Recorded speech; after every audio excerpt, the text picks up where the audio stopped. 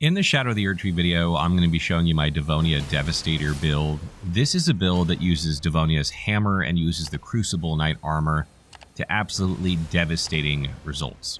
And this build is of course named after Devonia, one of the Crucible Knights, and one that you face in the Shadow of the Erdtree DLC, where you get this hammer from, as well as the helmet that you see that you can match with the Crucible Knight set. So to start, let's talk about Devonia's hammer a little bit. This is a colossal weapon, or a colossal hammer. It would be a hammer category inside the colossal weapons if that were a thing. It does predominantly physical damage, does a little bit of holy damage, scales very, very well with strength, and has okay faith scaling, and it has fantastic guard boost. And this weapon has extremely high attack rating, allowing you to get a lot of damage per swing. And really the biggest downside to this weapon is the fact that it weighs so much at 20, which is extremely heavy for a weapon in Elden Ring, making it difficult to use, particularly if you want to use something like the Crucible Knight set, because that is also a very heavy armor set. And the weapon skill of this weapon, Devonia's Vortex, reminds me just like Ordovis's Vortex from the Great Sword of Ordovis, and it kind of twirls around and then slams into the ground, and you can charge it for increased damage. So you can get a lot of damage out of this weapon, particularly when you stack Shard of Alexander and Godfrey Icon. This thing absolutely does tons and tons of damage. And since it's predominantly physical damage, it's easily boosted by like Flame Grant Me Strength or by using Exalted Flesh as well. And originally when I started putting this together, I wanted to use Devonia's hammer with the new Crucible incantations, because the Crucible set increases Crucible incantations, as does the new helmet. It increases it by the same amount that each of those pieces do. So you could effectively consider it just another piece of the Crucible Knight set. However, there were a couple issues with it that I found. First of all, when you are optimized for using the Clawmark Seal, which scales with strength and dexterity, you lose about 80 attack rating at the same level that I am now. If you optimize, 45 strength, 45 faith in order to kind of hit the soft cap of the Clawmark Seal, you lose out on about 80 attack power, which isn't a ton of attack power in the grand scheme of things, because this weapon has a lot already, but it is a significant amount. Secondly, what I found is that when you're using the Clawmark Seal to cast those incantations, they are much less effective than if you were to use the Erdtree Seal with very high faith.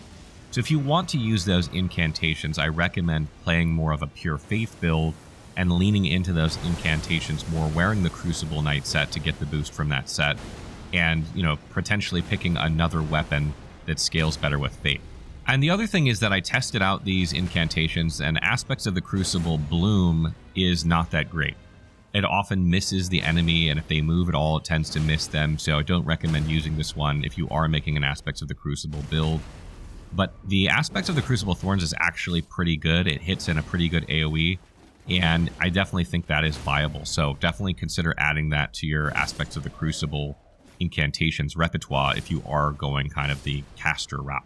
So moving back to the weapon for a minute, the biggest challenge with this weapon is, of course, finding a good opening to use Devonia's Vortex and when you can use the charged version of it. And what's one really good thing about this Ash of War weapon skill is that it gives you hyper armor while you're charging it, allowing you to tank through a lot of different types of hits.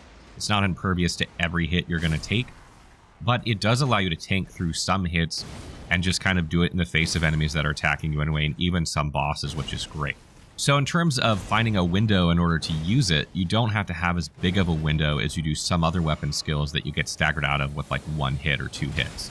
And beyond that, the other strategy with this weapon is really to do like jump attacks or running, attacks and just regular attack chains where you're kind of going for stance damage. And when you stance break an enemy, you can critically strike them and then use Devonia's Vortex, or you can use Devonia's Vortex and then attack them again, and they'll usually stance break again, and then you can kind of repeat this process. One of the things that I kind of discovered while using this build is that if you start using a charged Devonia's Vortex while an enemy is stance broken, they actually kind of like stand up by the time the weapon skill fires off, and so then all that damage from Devonia's Vortex and the stance damage that it does kind of acts towards their next stance break. So it kind of allows you to just chain this, as I just mentioned. If you do it and then hit them a couple times and they stance break, and then use a charged Devonia's Vortex and then hit them a couple times and they stance break, really doesn't give them an opportunity to do much. And then for Sacred Seal for this build, I'm just using the Erdtrees. I don't even meet the requirements for it. All I wanted was one that weighed 0, because we already have tons of weight as it is. I didn't even want one that weighed like 1.5, so that's why I'm not using Clawmark here. And I'm only using Golden Vow and Flame Grant Me Strength just to boost damage and protection. Armor-wise, as I mentioned, I'm using the Crucible set. I have the Crucible Tree armor, but you could use the other one if you want. They weigh the same. They just have different appearances. And then I have the new Crucible Hammer Helm for the sort of appearance that we have that Devonia also wears when you face her. However, because we're not using the Crucible Knight incantations, getting that bonus damage to Crucible incantations is not necessary for this build. So you can really use any armor that you like, but I would just suggest getting armor with very high poise and very high protection, because when you're standing toe-to-toe with a boss, you're charging up Devonia's hammer right in their face, you're going to take some damage, and you don't want to die when doing it. And when it comes to talismans for this build, I have a couple different setups, but kind of my go-to for bosses is I have the two-handed talisman, because every attack we basically do that isn't the Vortex is going to be boosted by this, and we have tons of damage already, so that's just going to be even more. Then I have Shard of Alexander to further boost the Vortex weapon skill, just to give it even more damage when we use it, because this is going to apply whether you charge it or not. Then I have the Great Jar's Arsenal. This allows me to use this heavy setup with this very heavy armor and a very heavy weapon and still medium roll with 30 endurance. So if you have higher endurance, like 40, 45 endurance, something like that, you might be able to get away without using this talisman. But if you're trying to do it at the level that I am with 30 endurance and still have points for everything else, you're probably going to have to slot this for now. But I would recommend, if you take this build up to 200, you have more endurance, get rid of this and put something else there. And then the other talisman I have is the Dragon Crest Great Shield Talisman. Between the Golden Vow, the armor set, Dragon Crest Great Shield Talisman, and Opaline Hard Tier, I have about 70-ish%, 72, 73% physical protection at +7 Skadu Tree Fragments. So obviously that's going to keep increasing as you get higher in Skadu Tree Fragments. And at some point, you might want to drop the Dragon Crest Great Shield as well. But I just find when I'm going into boss fights and I'm trading damage, it's better to have more protection to just let me keep swinging than not. Other talismans you could summon here, Godfrey Icon, as I mentioned, when you're doing the charged version of the Vortex, it's going to boost the damage of that. You do tend to charge that a lot, but mostly in boss fights. So if you are in a boss fight where you feel like you don't need the Dragon Crest Great Shield Talisman, you could swap that out. And then another good one is Crusade Insignia. If you're playing like out on the landscape, you might not need Godfrey Icon because you might find you're not using a lot of charged vortexes while you're just going through a legacy dungeon, which is the case that I find. So getting Crusade Insignia will further boost your damage by 15%, which will apply to your regular attacks as well as your weapon skill. So that kind of comes out ahead of Godfrey Icon, in my opinion, when you're going through those sections of the game. And Two-Headed Turtle Talisman is also not bad for this build, and if you're having trouble with stamina, but I find the higher endurance you have, that becomes less and less of an issue. And if you go up to like 35, 40 endurance, you're probably not going to have problems with that. You won't need that at all. Additionally, you can slot the stamina recovery tier into your Flask of Wonders physique to help eliminate some stamina recovery problems. And then lastly, the Claw Talisman is also not bad. If you find yourself doing a lot of jump attacks, this can further boost your damage, and when paired with the Two-Handed Talisman, you're going to get a lot of damage on your jump attacks, which can be really good too.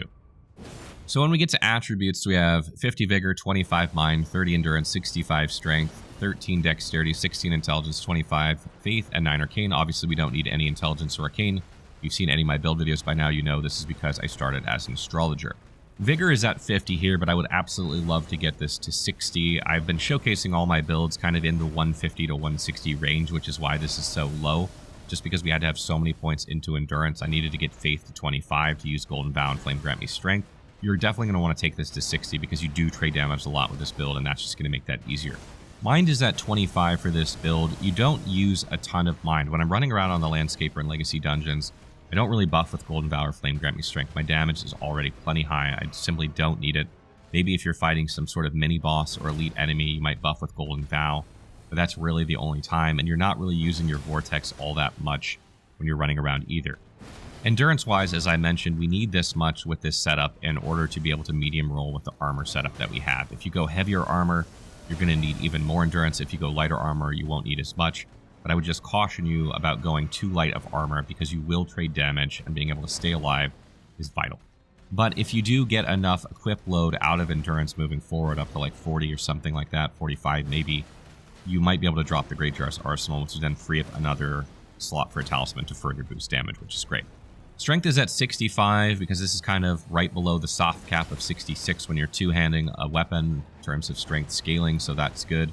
You can still take that up higher later if you want for more damage, but it's not absolutely necessary. Dexterity is 13 just to meet the requirements of the weapon, and you need 19 faith in order to use this weapon anyway, so I just took it a few more points up to 25 in order to be able to cast Full and Bound Flame Grant Me Strength to really boost your damage during those boss fights.